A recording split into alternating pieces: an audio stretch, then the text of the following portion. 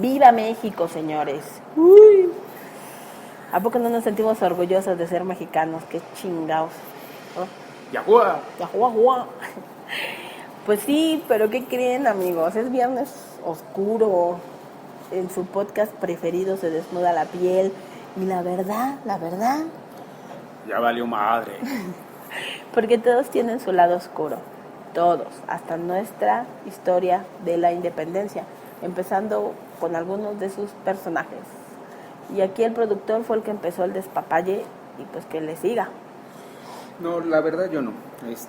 Hemos de hablar de... yo cuando fui a la primaria viví el siglo pasado, y el siglo pasado todas nuestras figuras heroicas eran la retórica pura, puras castas buenas y nobles, eran viejos bonachones. Por ejemplo, cuando se hacían el 20 de noviembre, todos los revolucionarios estaban juntos. En vida jamás estuvieron juntos, se traicionaban y se mataban los unos a los otros, pero en el Zócalo convivían Venustiano Carranza, Zapata, Villa, Madero, como si hubiera sido una hermandad hermosa y fraternal, cosa que la realidad nunca fue. Y la independencia mexicana tampoco fue así. El cura Hidalgo, lejos de esa imagen casi católica, apostólica, de padre bueno, noble, que riega las flores, casto y puro, estaba muy alejado de todo eso. Tuvo 5 hijos, era algo que no se aprobaba, pero se aceptaba, era como la corrupción de los policías. No hay ningún policía que sea honesto, todos son corruptos, pero nos hacemos de la vista gorda. En aquella época, los sacerdotes, pues así eran, con hijos, con mujeres, con amantes, libertinos, divertidos, inteligentes, y muchos lo hacían por el poder y estatus que podían adquirir, y más siendo criollos. Hidalgo no fue fuera de eso, era un hombre muy educado, era un hombre muy sofisticado, amante de las letras, del teatro, un buen jugador, no era muy bebedor, pero sí se dedicaba mucho a la industria.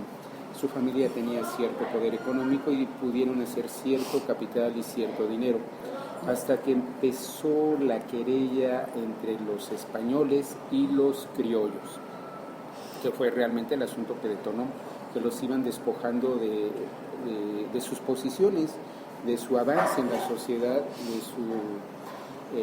jamás se preocuparon realmente por la independencia, siendo honestos. Hay bastante literatura concreta y datos históricos, esto lo vamos a poner en el blog, en el cual ellos no pensaban más allá de hacer la independencia de México, no, ellos estaban aferradísimos a la corona española, lo único que querían es que cambiaran al virrey. El virrey estaba haciendo ciertos cambios que eran bastante controversiales para los criollos, que estaban perdiendo sus derechos o sus negocios. Entonces había una disputa real. Y entre las tertulias, que muchas eran de jugar cartas, de ver obras de teatro, de estar cachondeándose, en el buen sentido, libertinos al final de cuentas, surgió la idea de que deberían de hacer algo, de tratar de liberarse. Hidalgo nunca fue el mejor estratega militar, de hecho tuvo pocas victorias. El que fue el gran estratega fue Morelos. Mucho de lo que él hizo y después ya no lo pudo controlar es que él tomó a toda la gente que trabajaba para él, porque era un hombre carismático, era un cura de pueblo, y la sublevó, los incitó a la... Aparte hablaban náhuatl, ¿no? Así es. Los incitó a unirse a su revuelta, a pedir que cambiaran las cosas, no para derrotar a España, no para salirse de la corona, sino simplemente para quitar al virrey. Pero la explosión que generó en el descontento social lo rebasó y se hicieron grandes masacres, fue el revanchismo puro. Lo acabamos de ver con los maestros apenas ayer, que cerraron el circuito, que estaban arrancando los señalamientos viales, que estaban arrancando. Y son los maestros. Imagínense a la turba enfurecida, indígena, a la hambreada campesina, con el cura ensalzándolos, vamos a las armas. Pues sí, violaban, mataban y se roban todo cuanto podían. Cosa que pues fue muy terrible porque causó muchas muertes innecesarias y él no los pudo controlar. Sí, de hecho, de acuerdo a este estudio de este libro, escrito por Eugenio Aguirre, el título de Padre de la Patria le correspondería a José María Morelos, que era sacerdote y aprendiz de hidalgo, ya que en el ámbito militar pues terminó superándolo. Morelos no era tan limpio tampoco, tenía sus hijos y oscuros secretos, pero en realidad era el estratega del movimiento y a él se le deben la mayoría de las victorias que se lograron por el tema de la independencia. Sin embargo, Hidalgo también tuvo cosas, digamos que buenas. Entre ellas, luchó contra la esclavitud, contra las castas y la extrema pobreza que aquejaba a la mayoría. Pero también eso le beneficiaba a él formaba parte de esas castas, él era un criollo. Y el criollo pues no era bien visto por la corona española, ¿no? Finalmente los beneficios eran para los españoles. Era un ciudadano de segunda. Así es, sí. De hecho, yo me acuerdo alguna vez fui a una exposición en el Museo de la Ciudad de México que está ahí en Pino Suárez, en la avenida de Izazaga, y había un gran, digamos que cuadro, ilustración, donde se veía todas las castas, negro con mexicana tal, español con mexicana tal. El famoso saltapatrás, que era la mezcla de un indígena con un negro, eso significaba ser un saltapatrás. Madre santa, ¿se imagina? Eso no era lindo. No mejoraban la raza, definitivamente. No, pues déjese que mejoraran, no, el nombrecito simplemente pues era totalmente dañino para la imagen de cualquiera. Soy un saltapatrás, ¿no? Claro, este país somos bastante racistas, pero no lo queremos aceptar. Yo he de reconocer que soy racista.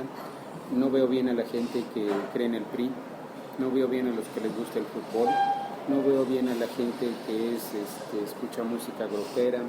No, la verdad sí tengo un mal en la cabeza que me hace ser bastante radical. Pero la realidad de las cosas es que es nuestra cultura que nos ha hecho así. Somos un país mestizo en el cual nadie puede declararse puro, pero sí tenemos muy marcados ciertos estigmas de color, de clase, de apariencia física. No hay mayor insulto que el decirle a alguien indio, naco. Así es. De hecho, la madrugada del 16 de septiembre de 1810, él congrega a 600 hombres en Dolores y se convierte por la historia en el padre de la patria.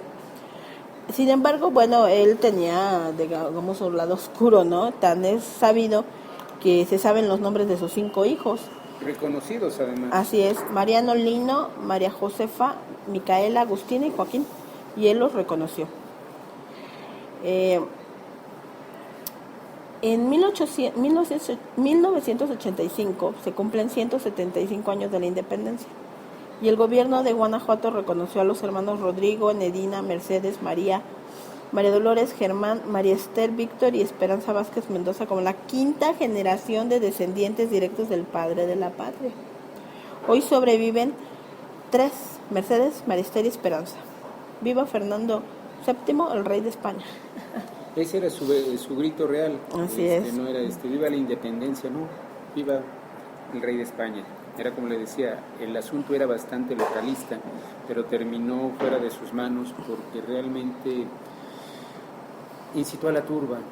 Y la turba fue una bola de nieve que creció y arrolló con todo. Sí, de hecho, el celebrar el grito el 15 de septiembre no tiene nada que ver con el cura Hidalgo. Más bien se asocia con Porfirio Díaz, que fue un dictador en México y que, finalmente decidió juntar ambos festejos para conveniencias políticas, ¿no? En 1896, ya en pleno porfiriato, manda trasladar la campana de Dolores al Palacio Nacional y decreta que la independencia coincidirá con su cumpleaños, 15 de septiembre. Un detalle clásico de un político mexicano, faltaba más, faltaba menos. No, y finalmente, él era el dictador, ¿no? Y él podía decidir y mandar que se hiciera lo que él quisiera. El señor presidente, por favor. Ah, perdóneme.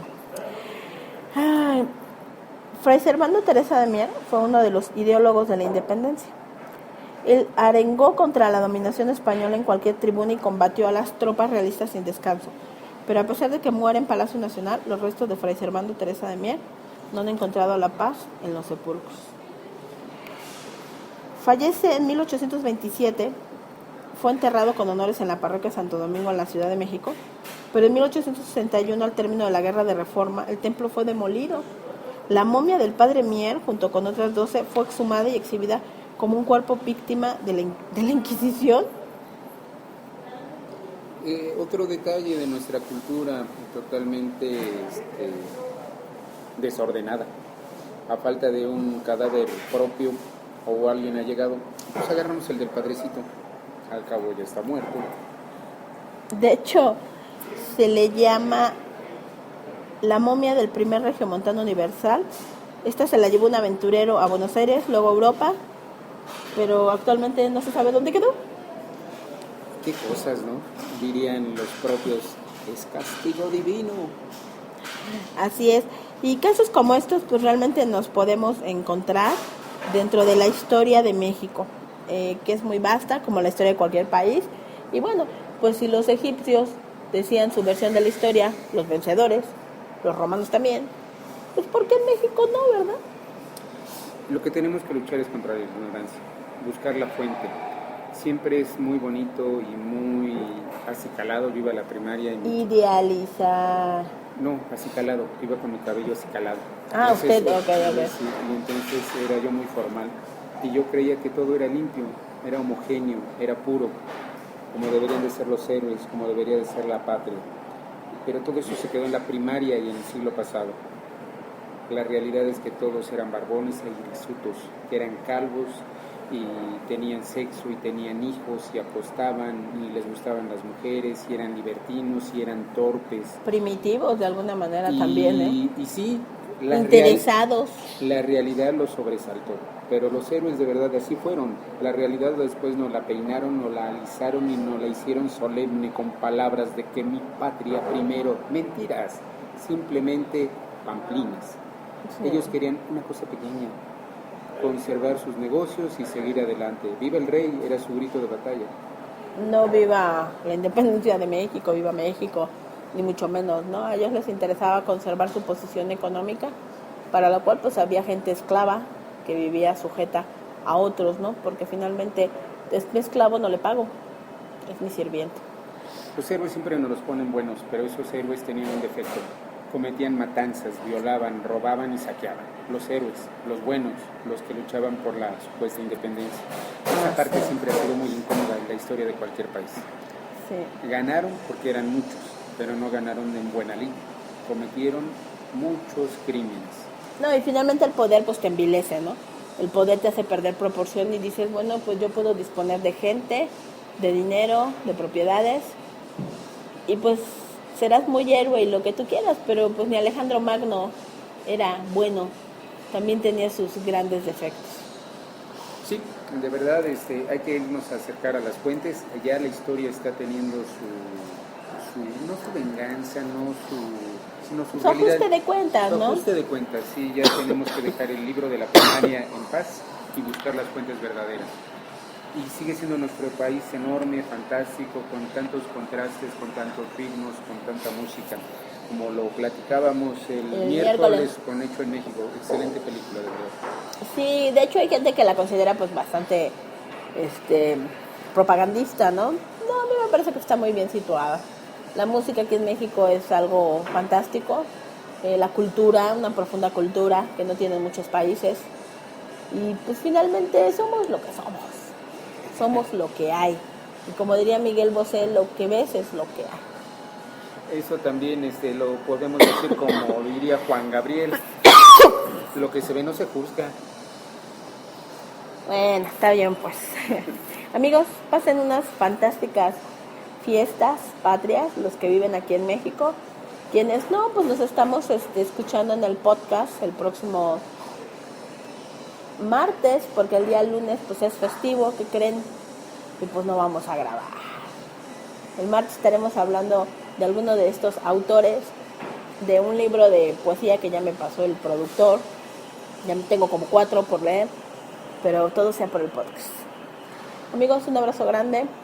Por favor, escríbanos pieladentro@gmail.com, oscos@gmail.com, @pieladentro@oscos, y se desnuda la piel, y escuchen podcast. Recuerden que vamos a cumplir como 25 años de podcast lo vamos a celebrar en grande, nos vamos a ir a Disneylandia con Pepita Gomis y todo eso. No pierdan las sorpresas que vienen en camino. Vamos a cumplir 25 años haciendo podcast. Vale, nuestras bodas de plata. Así es. Perdón, celebraciones de plata. Sí, así va a ser. 25 años de podcast. Vale, pues nos leemos. Bye.